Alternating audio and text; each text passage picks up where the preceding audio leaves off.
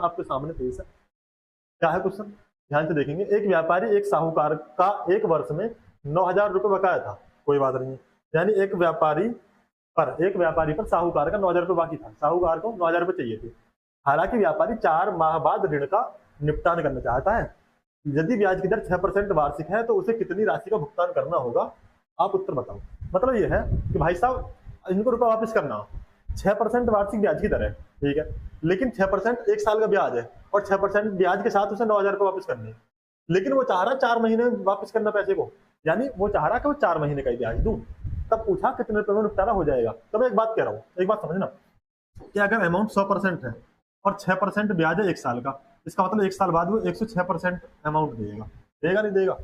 अगर 100 रुपए है और एक साल में 6% ब्याज लगेगा, इसका मतलब 106% वो ब्याज अमाउंट वापस करेगा। ठीक, क्वेश्चन कह रहा है, क्या कह रहा है कि उसे 9,000 वापस करने, इसका मतलब ये हुआ कि 106% की वैल्यू 9,000 के बराबर है, ठीक है।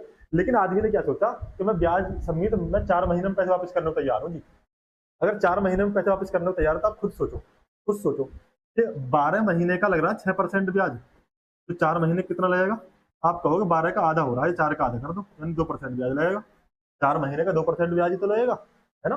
तो भाई 2% ब्याज के और 100 रुपये उसके मूलधन, यानी 102% की वैल्यू हमसे पूछिए। निकाल दो, कैसे निकालोगे, 9,000 बटे में 106 गुणा 102 की वैल्यू निकालनी है।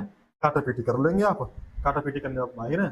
2 से काटोगे 5 10 3 6, 2 से काटोगे 5 10 2 एकम 2, ठीक है। अब हमें क्या करना, अब हमें तड़ेपन से भाग करना पड़ेगा।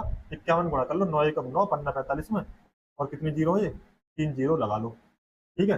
करो भाग, तड़ेपन से जो काटोगे 5 नाम 45, 9 पे जाएगा, 8 पर जाएगा, 8 24 का 4 हासिल 2, 8 5 40 और 2 42, ठीक है। माइनस कर लो, यहाँ से आपने 5 आ दिया, यहाँ से माइनस किया 3 आ गया, यहाँ से उतार ली 0।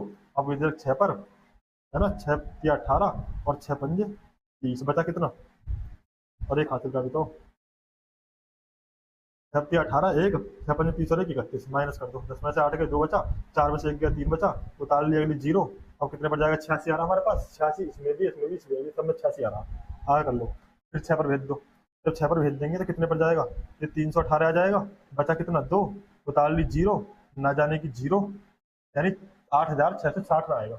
8,660 किसके पास है, 8,660 इसके पास है, यानी ऑप्शन ए सही होगा।